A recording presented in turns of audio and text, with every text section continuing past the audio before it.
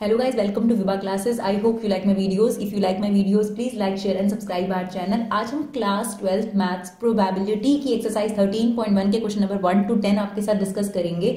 जैसे इससे पहले हमने इसके एग्जांपल्स 1 to 7 और पूरा इंट्रोडक्शन विद फॉर्मूला आपके साथ ऑलरेडी डिस्कस किया है। बस एक छोटी सी रिक्वेस्ट है कि आप हमारे वीडियोस को है अगर सर्च करना है तो प्लीज विवा क्लासेस प्रिया थापर कुछ भी सर्च करके आप प्लेलिस्ट में जाइए। प्लेलिस्ट में 24-25 जो भी ईयर का आपको प्लेलिस्ट देखना है तो वहां पे मैथमेटिक्स की प्लेलिस्ट बनी हुई है। उस मैथमेटिक्स की प्लेलिस्ट में जाकर चेक करिए, आपको सारे चैप्टर और एक्सरसाइज सॉर्टेड मिलेंगे। क्योंकि कई स्टूडेंट्स मुझे कंप्लेन करते हैं कि पुरानी वीडियोस है, तो हमने मोस्ट प्रॉब्ली कोशिश करी है कि हर साल नई वीडियोस डाली है, बट आप लोगों को सर्च करने पर ज्यादातर वो 5 साल 6 साल पुरानी वीडियोस दिखा देता है। तो अगर आप प्लेलिस्ट में चेक करेंगे तो आपको अपडेटेड वीडियोस और नई वीडियोस विद ड्यू क्वालिटीज जो है वो मिलेंगी। तो रिक्वेस्ट है कि आप प्लेलिस्ट में जाकर हमारी वीडियोस देखिए। तो चलिए स्टार्ट करते हैं क्वेश्चन नंबर 1 to 10। क्योंकि देखिए हमारी वीडियोस के पीछे एक ही फंडा है, कम टाइम में कंसेप्ट ज्यादा, क्योंकि आपका समय कीमती है, और with the help of pen and paper concentration on only question. यही हमारा पर्पस है कि आपका फोकस सिर्फ और सिर्फ कॉपी और पेन पे रहे और आपको ऐसा फील हो कि आपके साथ कोई हेल्पिंग करने के लिए टीचर खड़ा है जो आपको लाइव समझा रहा है। तो चलिए फटाफट क्वेश्चन नंबर 1 स्टार्ट करते हैं। जैसा कि हमने ऑलरेडी कंडीशनल प्रोबेबिलिटी आपको बताया है, बट फिर भी हम यहां पर आपको बताते हैं कि यहां पर जो टॉपिक है that is conditional probability. Conditional probability में क्या होता है, एक इवेंट ऑलरेडी हो चुका होता है और दूसरे इवेंट की प्रोबेबिलिटी उसी पर बेस्ड पूछी जाती है। जैसे यहां प्रोबेबिलिटी ऑफ ई दिया हुआ है, प्रोबेबिलिटी ऑफ एफ दिया हुआ है, इन दोनों का कॉमन का भी प्रोबेबिलिटी दिया हुआ है और आपसे कहता है probability of E upon F निकालो। ये कंडीशनल प्रोबेबिलिटी का साइन है, जिसमें जो एफ इवेंट है ये ऑलरेडी गिवन होता है या ये हो चुका होता है और इसी को ध्यान में रखते हुए ई इवेंट की प्रोबेबिलिटी आपको फाइंड आउट करनी होती है। And what is the formula for that, तो ध्यान रखिएगा जब आपको ई अपॉन एफ निकालना है तो probability of E intersection F upon probability of F. Similarly आपसे दूसरे पार्ट में पूछा है एफ अपॉन ई निकालिए, तो यहां पर ये जो ई इवेंट है ये ऑलरेडी हो चुका है और इसको ध्यान में रखते हुए एफ इवेंट की प्रोबेबिलिटी आपको निकालनी है। तब क्या होगा, एफ इंटरसेक्शन ई अपॉन में probability of E. I hope it's clear. इसे बोलते हैं कंडीशनल प्रोबेबिलिटी, क्योंकि एक इवेंट के होते हुए में ध्यान रखते हुए में आपको ऊपर जो प्रोबेबिलिटी है इवेंट है उसकी प्रोबेबिलिटी आपको फाइंड आउट करनी होती है, राइट। तो आपको क्या करना है, वैल्यूज पुट करनी है और कुछ नहीं। ई इंटरसेक्शन एफ की प्रोबेबिलिटी कितनी है 0.2 और प्रोबेबिलिटी ऑफ एफ कितनी है 0.3। तो अगर हम इसे हटाएं तो नीचे आ जाएगा 10, इसे हटाएं ऊपर आ जाएगा 10, ये कट गया और हमारा आंसर कितना हो गया 2/3। अब एफ इंटरसेक्शन ई या ई इंटरसेक्शन एफ एक ही बात होती है, तो इसका मतलब यहां पर फिर से क्या पुट हो जाएगा 0.2 और प्रोबेबिलिटी ऑफ ई कितना है 0.6। सिमिलर प्रोसीजर से यहां पर 10 आ जाएगा और ये हो गया 2/6, कटकर आंसर कितना आ गया 1/3। ठीक है, चलिए देखते हैं क्वेश्चन नंबर 2। चलिए क्वेश्चन नंबर 2 में क्या कहता है, कंप्यूट ए बाय बी। वही कंडीशनल प्रोबेबिलिटी, बी इवेंट हो चुका है, ए इवेंट की प्रोबेबिलिटी आपको निकालनी है। प्रोबेबिलिटी ऑफ बी गिवन है और इंटरसेक्शन गिवन है, तो हमारे पास क्या सॉल्यूशन हो गया, probability of A upon B कैसे निकालेंगे, इन दोनों का इंटरसेक्शन यानी probability of A upon B, और जो नीचे वाला है उसे हम लिख देंगे प्रोबेबिलिटी ऑफ बी। तो इंटरसेक्शन की वैल्यू आपको ऑलरेडी दे रखी है 0.32 और प्रोबेबिलिटी ऑफ बी दे रखी है 0.5। तो अगर हम इसे हटाएंगे तो ऊपर 10 आ गया, इसे हटाएंगे तो नीचे आ गया 100, तो दैट इज 320/500। ये कट गया आपके पास और आप इसे 2 के टेबल से कट कर देंगे तो ये आ जाएगा 16/25, राइट। चलिए क्वेश्चन नंबर 3 देखते हैं। क्वेश्चन नंबर 3 में आपको काफी सारे पार्ट पूछे हैं। प्रोबेबिलिटी ऑफ ए गिवन है, बी गिवन है और बी अपॉन ए ऑलरेडी गिवन है, यानी कंडीशनल प्रोबेबिलिटी ऑलरेडी गिवन है और आपसे कहता है इंटरसेक्शन निकालो, ए बाय बी निकालो और यूनियन निकालो। चलो देखते हैं कैसे करेंगे इसमें। सबसे पहले तो देखो जो आपको फॉर्मूला दे रखा है वो यूज करो। आपको बी अपॉन ए की वैल्यू दे रखी है 0.4, क्लियर। अब b अपॉन ए क्या होगा आपके पास, it is b intersection a की probability upon probability of a, that is 0.4, clear. अब a इंटरसेक्शन b या b इंटरसेक्शन a की बात होती है तो हम इसे a इंटरसेक्शन b लिख सकते हैं, बिल्कुल। प्रोबेबिलिटी ऑफ a कितना है 0.8, प्रोबेबिलिटी ऑफ a कितना है 0.8। अब इसे क्रॉस मल्टीप्लाई अगर आप कर देंगे तो आपके पास पहले पार्ट का आंसर आ गया, probability of A intersection B. 0.8 को 0.4 से मल्टीप्लाई करेंगे तो आ गया 0.32, तो हमारा पहला पार्ट हो गया। अब हमें सेकेंड पार्ट में क्या करना था, probability of A by B निकालना है, यानी कंडीशनल प्रोबेबिलिटी निकालनी है। तो इसका क्या फॉर्मूला होगा आपके पास, इसका होगा probability of A intersection B upon probability of B. तो ए इंटरसेक्शन बी हमने ऑलरेडी निकाल लिया और प्रोबेबिलिटी ऑफ बी तो हमें दे ही रखा था 0.5, राइट। अब आप इसका डेसिमल हटाएंगे तो ये कितना आ जाएगा, आप इसे फ्रैक्शन में भी छोड़ सकते हैं और वैल्यू भी निकाल सकते हैं। तो अगर आप पीछे देखेंगे तो इसकी वैल्यू निकाल रखी है, तो जैसा आपको ठीक लगे आप फ्रैक्शन में भी छोड़ सकते हैं, 2 के टेबल से कट कर दीजिए, 16/25 भी छोड़ सकते हैं और आप इसे सॉल्व करके पॉइंट में कन्वर्ट कर सकते हैं, विच इज 0/64। और लास्ट पार्ट हमसे पूछा है यूनियन। देखिए यूनियन का क्या फॉर्मूला होगा, देखिए probability of A union B हमने सेट में भी सीख रखा है, नंबर ऑफ में होता है, यहाँ पे प्रोबेबिलिटी में होता है यही formula. Probability of A union B is equal to probability of A plus probability of B minus probability of A intersection B. तो प्रोबेबिलिटी ऑफ ए की वैल्यू कितनी है 0.8, इसकी वैल्यू है 0.4 और इसकी वैल्यू कितनी आई थी हमारे पास इंटरसेक्शन की 0.32। देखिए ये बेसिकली क्या है 0.80, 0.50 माइनस 0.32, तो ये हो गया 1.30 माइनस 0.32, तो इसकी वैल्यू कितनी आ जाएगी आपके पास, it is 0.98। Is it okay? चलिए क्वेश्चन नंबर 4 देखते हैं। इवैल्यूएट ए यूनियन बी जब twice of P A P B is equal to 5/13 और आपको फाइंड करनी है एंड आपको probability of A by B 2/5 दे रखा है, ठीक है। तो हम अपना सॉल्यूशन शुरू करते हैं। एक तो हमें ये इन्फॉर्मेशन दे रखी है, इसके हिसाब से आप कह सकते हो twice of probability of A is equal to 5/13। तो अगर हम पी ऑफ ए की वैल्यू निकालें तो ये 2 नीचे आ जाएगा, दैट मीन्स 5/26 आपकी प्रोबेबिलिटी ऑफ ए हो गई। क्लियर? अब प्रोबेबिलिटी ऑफ बी निकालना है हमें।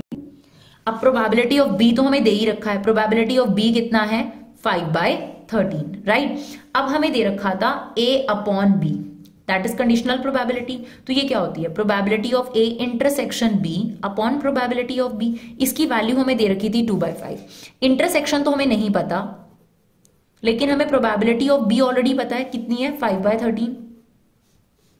तो ये क्रॉस मल्टीप्लाई हो जाएगा जाकर, तो आपके पास क्या निकल जाएगा, इंटरसेक्शन की वैल्यू निकल आएगी, दैट इज 2/5 इंटू 5/13, 5 से 5 कट गया, आपके पास इंटरसेक्शन की वैल्यू कितनी आ गई 2/13।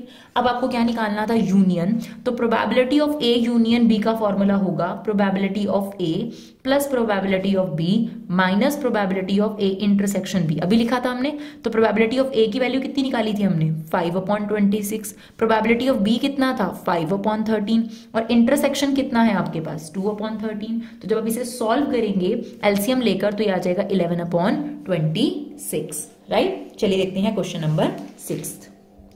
घबराइए नहीं, क्वेश्चन नंबर 5 थोड़ा सा बाद में नोट हो गया है तो इसे बाद में समझाएंगे, कोई नहीं। क्वेश्चन नंबर 6 समझ लीजिए, इसके बाद क्वेश्चन नंबर 5 आ जाएगा, ठीक है। कहता है determine probability of E upon F, यानी सभी में आपको कंडीशनल प्रोबेबिलिटी निकालनी है और ये आपको इवेंट्स दे रखे हैं। लेकिन इससे पहले जरूरी है कि इस पूरे क्वेश्चन के लिए आपको 3 बार अगर कॉइन को टॉस करा जाता है उसके कितने आउटकम होते हैं उसका सैंपल स्पेस क्रिएट करना पड़ेगा। तो अगर आप बताइए एक कॉइन के फेसेस की बात करें तो एक कॉइन के फेसेस कितने होते हैं 2, हेड और टेल, और जितनी बार आप उसे टॉस करेंगे उतनी पावर लग जाती है। तो इससे निकल कर आ जाते हैं नंबर ऑफ आउटकम। अब आपने यहाँ पे टॉस करा है 3 टाइम्स, तो 2 इंटू 2 इंटू 2 कितने आउटकम्स हो गए 8 आउटकम्स। तो हमने सिखाए थे 8 आउटकम्स कैसे निकाल सकते हो आप, 8 का हाफ 4, 4 बार हेड लिख दो और 4 बार क्या लिख दो टेल लिख दो, है ना। 8 का आधा क्या करा हमने 4, तो 4 बार हेड 4 बार टेल। अब 4 का आधा कितना हो गया 2, 2 बार हेड 2 बार टेल, 2 बार हेड 2 बार टेल। अब 2 का आधा 1 head tail head tail head tail head tail. तो ये हमारे पास सैंपल स्पेस बनकर आ गया। तो आप इस सैंपल स्पेस को सबसे पहले लिखकर रख लेंगे और उसके बाद, है ना, सैंपल स्पेस क्या होता है जिसमें सारे इवेंट्स लिस्ट आउट होते हैं। अब एक एक करके इस पार्ट को सॉल्व करते हैं। फर्स्ट पार्ट में कहता है ई जो है H ऑन थर्ड टॉस। तो चलो E की अगर मुझे प्रोबेबिलिटी निकालनी हो, कहता है H on third toss. Third toss कौन सा है, ये वाला, है ना। तो 1 2 3 4 कितने इवेंट हो गए 4 आउट ऑफ 8, तो 4/8 मींस 1/2, ठीक है। फिर कहता है F event, head on the first 2 tosses. पहले दोनों टॉसेस पे हेड होना चाहिए, तो एक ये हो गया 2 बस, है ना। तो प्रोबेबिलिटी ऑफ F कितनी हो गई आपके पास, प्रोबेबिलिटी ऑफ F हो गई 2/8 विच मीन्स 1/4। अब हमें इनका इंटरसेक्शन चाहिए होता है, तो दोनों को साथ में पढ़ लो, ठीक है ना। साथ में अगर पढ़ेंगे तो कहता है फर्स्ट 2 टॉसेस में हेड और थर्ड टॉस में भी हेड। तो इसका मतलब ऐसा चाहिए जिसमें फर्स्ट सेकंड थर्ड तीनों पे हेड हो। तो ऐसा कौन सा इवेंट हो गया, ये वाला। ध्यान से पढ़ो, देखो H on the third toss, यानी head on the third toss. Third toss मतलब ये वाला, एक ये इवेंट हो गया, एक ये इवेंट हो गया, एक ये हो गया, ये तो 4/8 था जिसको हमने ये लिख लिया है ना। फिर उसने बोला H थर्ड टॉस में होना चाहिए, तो एक ये हो सकता है, एक ये हो सकता था, तो 2/8 है ना, टोटल 8 है, तो 1/4 हो गया। अब अगर हम इस स्टेटमेंट को इकट्ठा पढ़ें, head on the first 2 toss और थर्ड पे भी हेड ही चाहिए, तो ऐसा कौन सा इवेंट हो सकता है, सिर्फ एक ये। तो इंटरसेक्शन की अगर हम बात करें फर्स्ट पार्ट में, probability of E intersection F, तो वो हो गया 1/8। Is it okay? अब आपको क्या निकालना है, प्रोबेबिलिटी ऑफ E/F निकालना है। उसका फॉर्मूला क्या होता है, probability of E intersection F upon probability of F।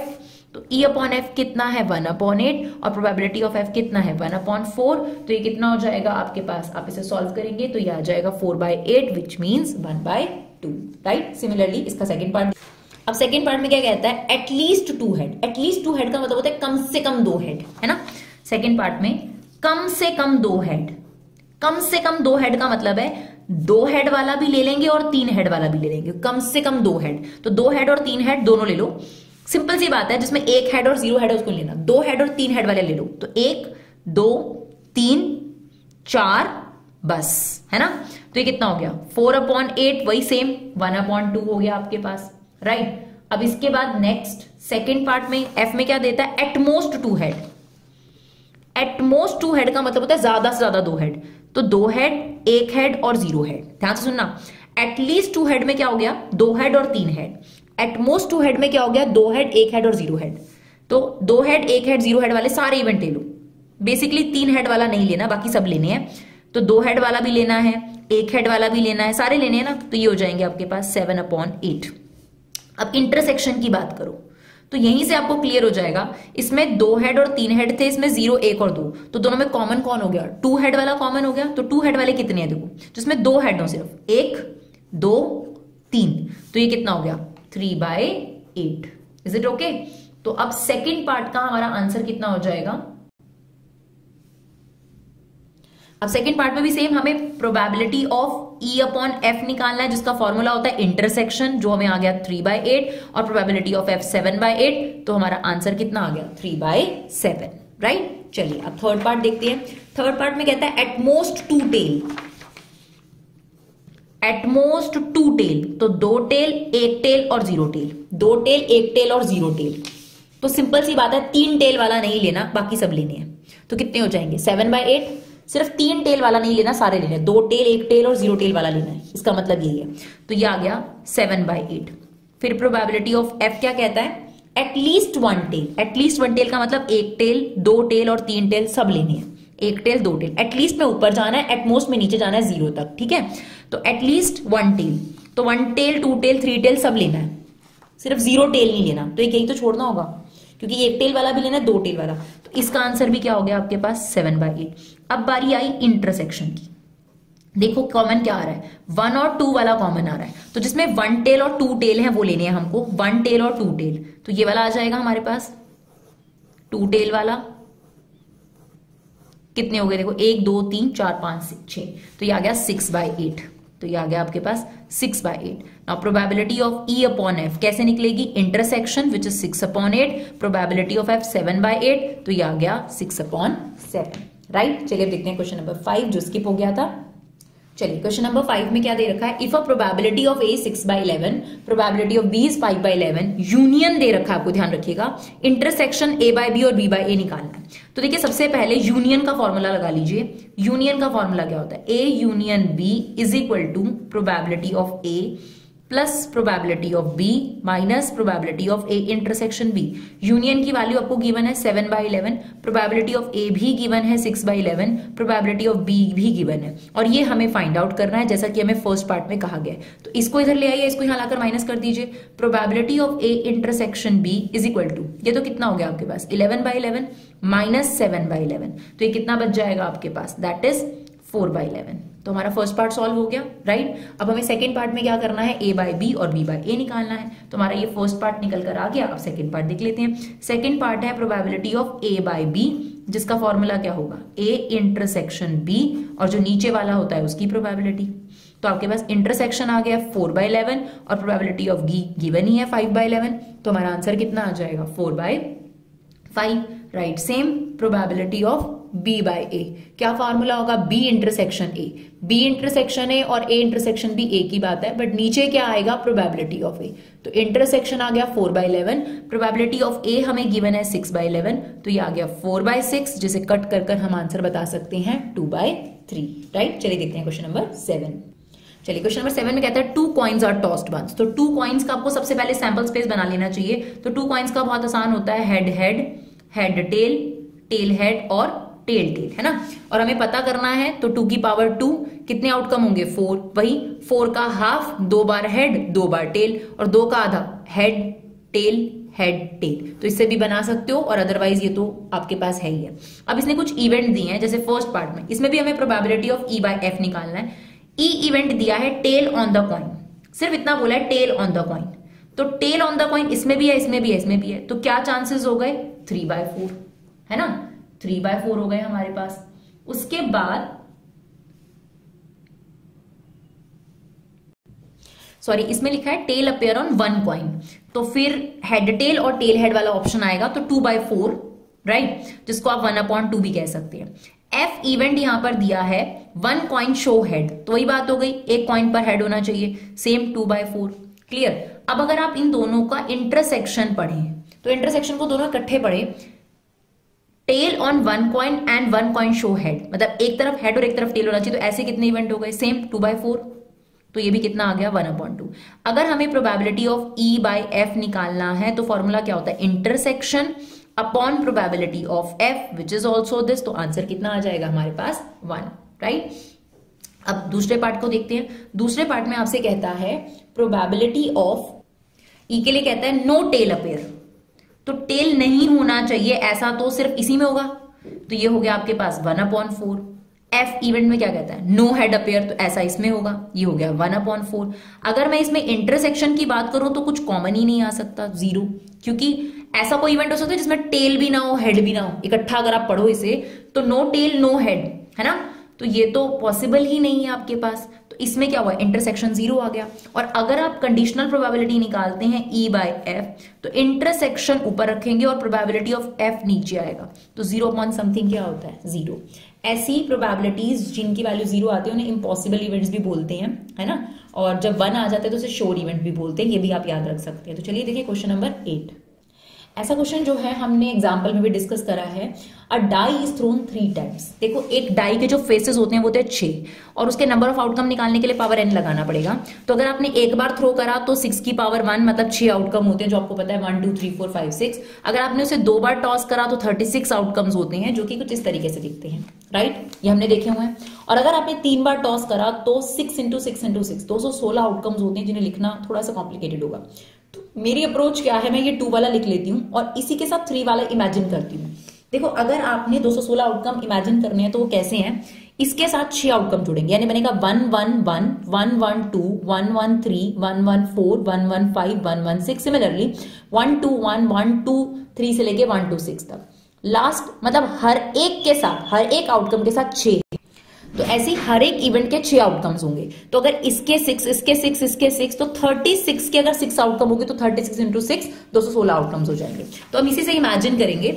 इसने आपको दिया ई इवेंट में 4 appear on the 3rd toss, ठीक है ना, इस इवेंट की प्रोबेबिलिटी आपको बतानी है, तो ध्यान से सुनना, 4 3rd टॉस में होना चाहिए, this is first toss second toss, तो 4 अगर 3rd टॉस में आई तो सबके साथ आया होगा, यानी 1 1 4 1 2 4 1 3 4 1 4 4 1 5 4 1 6 4, यानी कितने आउटकम ऐसे रहे होंगे जिसमें 3rd पे 4th रहा होगा। देखो ध्यान से सुनो, इन सबके साथ 3rd नंबर पे 1 आया होगा, यानी 1 1 1 1 2 1 1 3 1 1 4 1 1 5 1, इन सबके 3rd प्लेस पे 2 आया होगा, इन सबके साथ 3rd प्लेस पे 4 आया होगा। तो ऐसे कितने आउटकम हो गए जिसमें 3rd प्लेस पे 4 आया होगा, तो वो हो गया 1 1 4 1 2 4 1 3 4 1 4 4 1 5 4 1 6 4। तो इसका मतलब 36 आउटकम हो गए आउट ऑफ 216 आउटकम। अब बारी आती है 6 and 5 appear on the first tosses. 6 और 5 फर्स्ट टॉस में होने चाहिए, तो ये फर्स्ट 2 टॉस हो गए। और 3rd टॉस पे क्या हो सकता है, 3rd टॉस पे 1 भी हो सकता है, 2 भी हो सकता है, 3 भी, 4 भी, 5 भी, 6 भी, यानी ये इसके ऑप्शन हो सकते हैं 6 5 1 6 5 2 6 5 3 6 5 4 6 5 6, यानी इसके आपके पास ऑप्शन हो सकते हैं 216। अब अगर मैं इन दोनों को इकट्ठे पढ़ूं, 4 अपीयर ऑन थर्ड टॉस और 6 और 5 ऑन 2 टॉसेस, तो इसका मतलब ये वाला आउटकम हुआ ना 654। तो ऐसा तो एक ही आउटकम हो सकता है ना इसके अंदर, जिसमें क्लियरली बता रखा है फर्स्ट में चाहिए सेकंड में, तो इट इज 1/216। और हमें निकालनी है conditional probability, right, that is E upon में F। तो हमारे पास फॉर्मूला क्या हो जाएगा, probability of E intersection F upon probability of F। तो इसकी वैल्यू कितनी है 1/216 और प्रोबेबिलिटी ऑफ F की वैल्यू दिस, तो हमारा आंसर कितना हो जाएगा 1/6। चलिए देखते हैं क्वेश्चन नंबर 9। अब देखिए कहता है mother father and son line up at random for family picture. सबसे पहले तो आपको सैंपल स्पेस बनाना बहुत जरूरी है, तो ध्यान से सुनिए। देखिए एरो डायग्राम से हम इसे समझ सकते हैं। जैसे मान लीजिए कि मदर पहले नंबर पर है, तो फादर सेकंड नंबर पर हो गया, या फिर सन सेकंड नंबर पे हो सकता है। अगर फादर सेकंड नंबर पे है तो सन थर्ड नंबर पे हो गया और इसमें फादर, तो हमारे पास दो आउटकम बन गए MFS या MSF। सिमिलरली हम कह सकते हैं अगर फादर फर्स्ट पे है तो सेकंड पे मदर या सन हो सकती है, और अगर यहाँ मदर है तो यहाँ सन होगा, और यहाँ सन है तो यहाँ मदर होगी, यानी एक और ऑप्शन हो गया FMS और FSM। लास्ट, अगर सन फर्स्ट नंबर पर है तो मदर और फादर, और अगर यहाँ मदर है तो थर्ड नंबर पे फादर, और अगर फादर सेकंड नंबर पर है तो यहाँ मदर आ जाएगी, राइट। तो अब आपके पास टोटल आउटकम कितने आ गए, देखिए 6 आउटकम्स आ गए। ये हमारा सैंपल स्पेस तैयार हो गया। अब इसने ई इवेंट में क्या बोला, sun on the end, sun on the end, ये एंड है, कोई भी एंड हो सकता है किसी भी एंड पर, तो एक ये हो गया हमारे पास, एक ये हो गया हमारे पास, एक ये भी एंड हो सकता है, ये भी हो सकता है। तो कितने आउटकम्स हो गए हमारे पास, that is sorry sun on the end में तो यही हो गया, तो फर्स्ट नंबर पर हो गया, सॉरी। तो सन ऑन द एंड में एक ये ऑप्शन हो गया हमारे पास और एक ये ऑप्शन हो गया, तो प्रोबेबिलिटी ऑफ ई हो गई हमारे पास 2/6 which is 1/3। Probability of F, father in the middle, तो एक ये ऑप्शन हो गया फादर इन द मिडल, और एक ये ऑप्शन हो गया, इसमें भी कितने ऑप्शंस हो गए हमारे पास 2/6, राइट।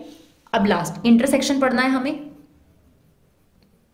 यानी सन एंड में होना चाहिए और फादर मिडल में होने चाहिए, सन एंड में और फादर मिडल में। तो ऐसा क्या ऑप्शन हो सकता है आपके पास, ओनली ये देखिए, ये आपके पास एक ऑप्शन हो गया जिसमें सन एंड में है फादर मिडल में, और सन एंड में है लेकिन फादर मिडल में नहीं है, तो एक ही ऑप्शन है दैट इज 1/6। क्लियर। अब हमें निकालना है probability of E by F, तो intersection upon probability of F, तो हमारा आंसर कितना आ जाएगा यहां पर, दैट इज 1/,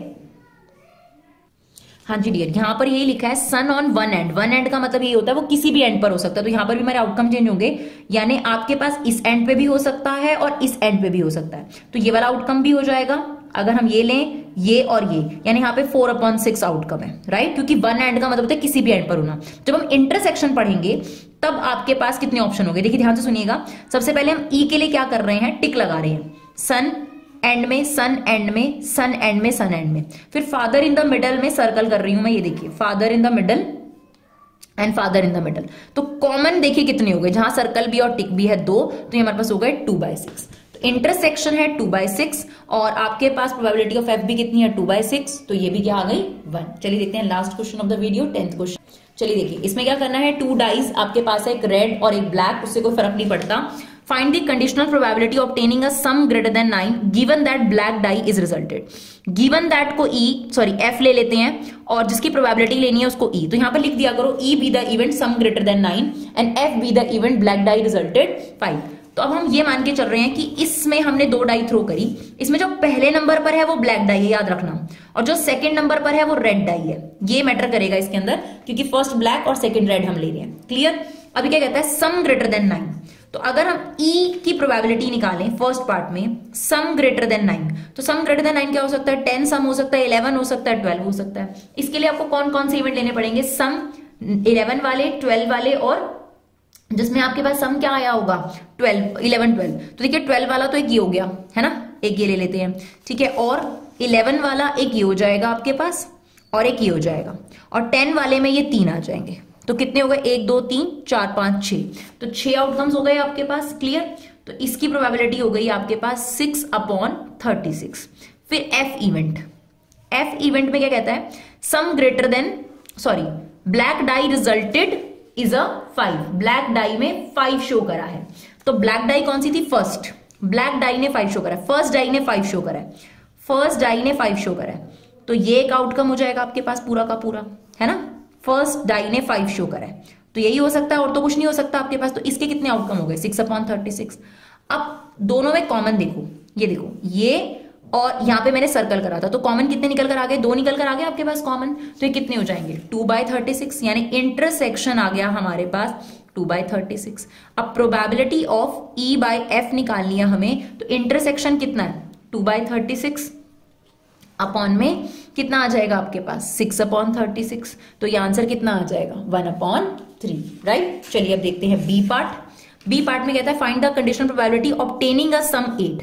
तो ये आपका ई इवेंट है कि सम 8 चाहिए, and given that red die resulted number less than 4। अब ध्यान से देखिएगा, ई इवेंट में हमें चाहिए सम इज 8 सम वाले। तो 8 सम वाले कौन कौन से हो सकते हैं आप देखिए, एक तो ये हो गया, सर्कल ले रहे हैं हम 2/2 6 3 5, दिस वन और दिस वन। तो 1 2 3 4 5, यानी कितने आपके पास हो गए 5/36 हो गया, राइट। तो probability of E 5/36। Probability of F में आपसे कहता है नंबर लेस देन 4 होना चाहिए। रेड डाई कौन सी, सेकेंड डाई, उसमें लेस देन 4 होना चाहिए। लेस देन 4 का मतलब 1 2 3, यानी सेकेंड डाई में जहां जहां नंबर लेस देन आपके पास ये आया, यानी आप ऐसे केस में एक तो ये ले लेंगे, ठीक है ना। सेकेंड डाई में ध्यान रखिएगा, सेकेंड डाई में यानी रेड डाई में ये भी आ जाएगा आपके पास, ठीक है ना, ये भी आ जाएगा आपके पास, ये भी आ जाएगा आपके पास, ये भी आ जाएगा और ये भी आ जाएगा। तो कितने आ गए, अब देखिए आपके पास 3 × 6 18 आउटकम्स आ गए। तो यहां पर इसकी प्रोबेबिलिटी कितनी हो गई 18/36। अब हमें चाहिए इनका इंटरसेक्शन, राइट। तो आप देखिए इंटरसेक्शन के लिए आपने क्या करना है, हमें क्या चाहिए था, सम इज 8 और लेस देन होना चाहिए। तो सम इज 8 और लेस देन, तो ये कितने आ जाएंगे आपके पास, ओनली 2, 5/3 और 6,2। सिर्फ यही 2 ऑप्शन है जिसपे कॉमन है, तो ये आ गया 2/36। अब आपको निकालनी है probability of E by F, जो कि कितना आ जाएगा आपके पास, इंटरसेक्शन अपॉन प्रोबेबिलिटी ऑफ 8, तो 2/36 अपॉन 18/36, दैट इज 1/9। तो आई होप आपको हमारे वीडियो यूजफुल लगे। अगर आपको हमारे वीडियो यूजफुल लगे तो इन्हें शेयर जरूर करें। Thank you so much guys for love and support. Keep supporting people.